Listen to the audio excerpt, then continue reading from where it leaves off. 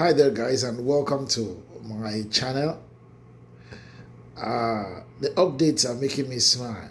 The updates that are oozing from the nation's capital, Yaoundé, are really making me smile. So we now know that after Professor Maurice Kamto called for a coalition of all the opposition leaders in order to oust Mr. Biya and his inept government, there has been a call from Tchiroma for them to get together and form a coalition.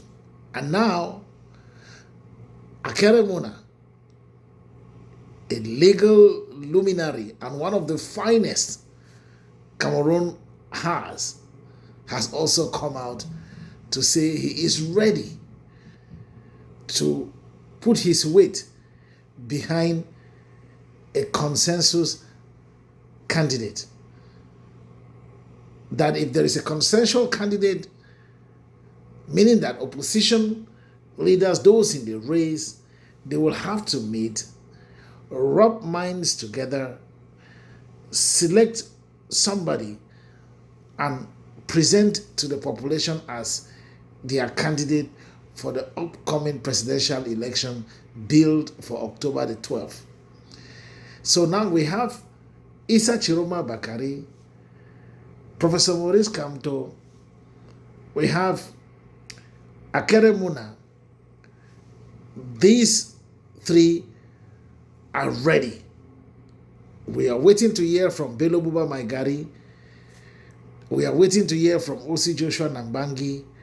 We are waiting to hear from Serge Matomba. We are waiting to hear from Cabral Libi.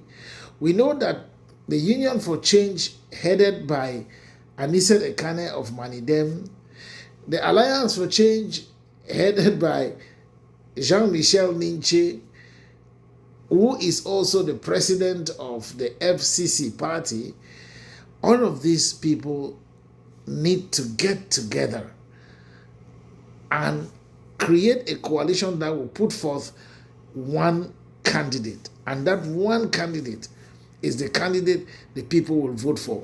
Listen, it is not time to joke with the wish of the people.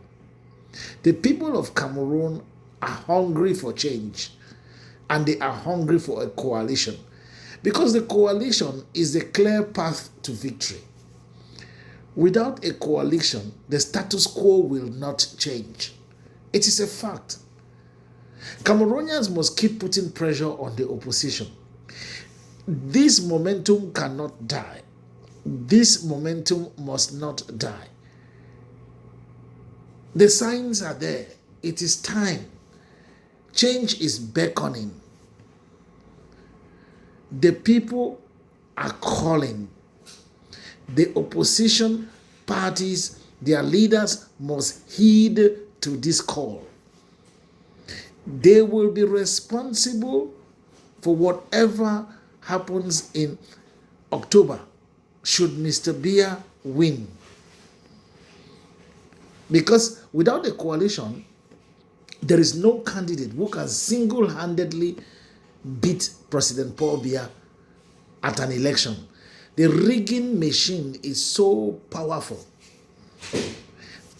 Our bully and the man who styles himself and parades himself as the territorial administration boss, Paul Atanga, was at ELECAM. The raison d'etre he put out there is that he went there to see how preparations for the upcoming election are ongoing. But we know that it is not true.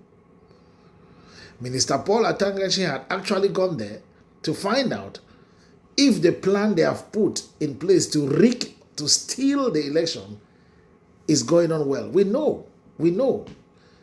So when he comes out to say he was at ELECAM to see if preparations are ongoing really well, it's a charade. They are good at that. So the people must continue mounting pressure.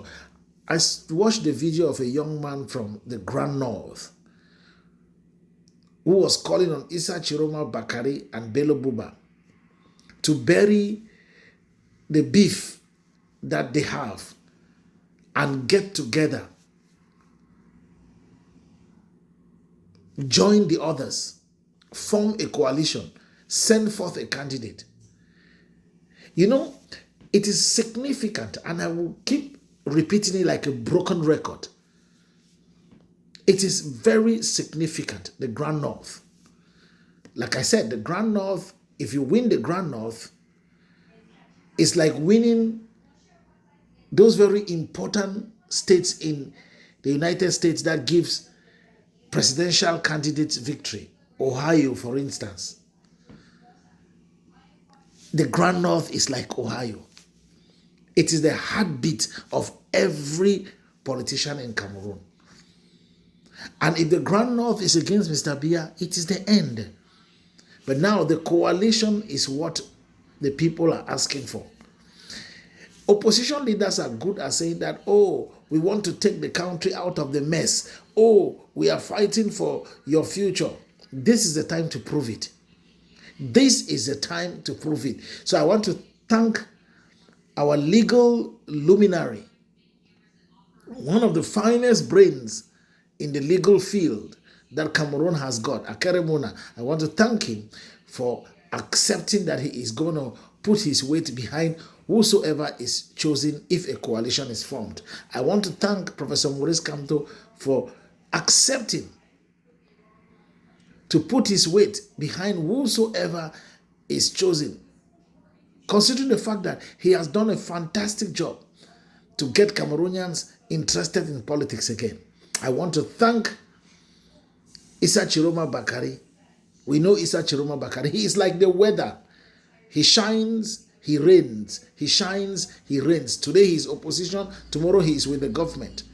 But if today he is with the opposition and it can help for us to kick out the inept government, on est ensemble, Monsieur Tchiroma.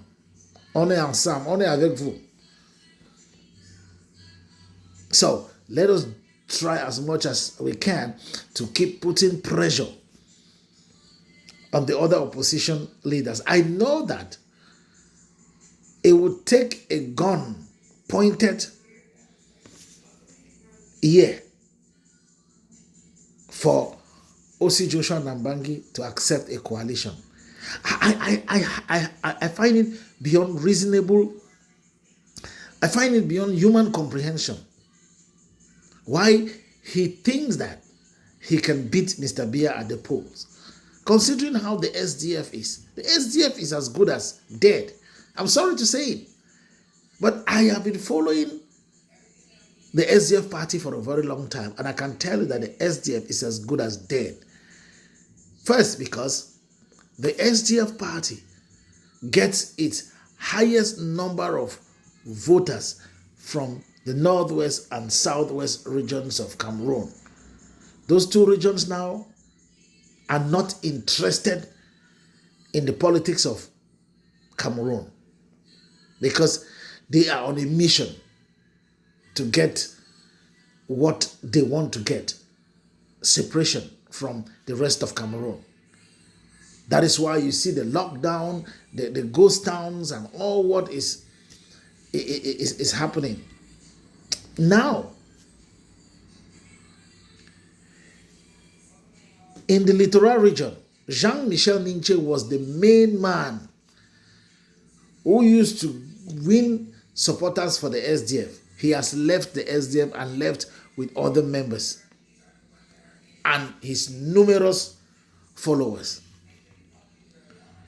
In the Grand North, we saw the crossing carpet of so many militants of not only the SDF, also the CPDM, to join the Cameroon Renaissance movement. And to corroborate what I am telling you, when the SDF had their last Congress, the two main points of their agenda for the country, if they should win the election, was that they're going to solve the Anglophone crisis within 100 days. Yes. And also that they're going to restore the dignity of the Grand North. These are two places I've explained that the SDF has lost its grip on. And so you can begin to understand why I tell you that the SDF is limping. So in the days ahead, if O.C. Joshua cannot join the coalition, if Cabral Libby cannot join the coalition, then we'll hold them responsible for whatever happens in Cameroon after October 12th, should the present government remain in power. As for Cabral Libby, I've told that Cabral Libby is a force to reckon with. This is a guy who had no political base ahead of 2018, but did his little tours and talking to people and came third in a presidential election, beating old-timers such as the SDF, the UPC party, and the rest, pushing them behind. Professor Maurice Kamto came second because of the fantastic job he started doing, and now he has done the remaining part, but government has used their old ways of manipulation to kick him out of the race. So it is time for the opposition leaders to put the country first and form that much needed coalition. Inshallah, there is going to be change, because the change that is coming is God's will.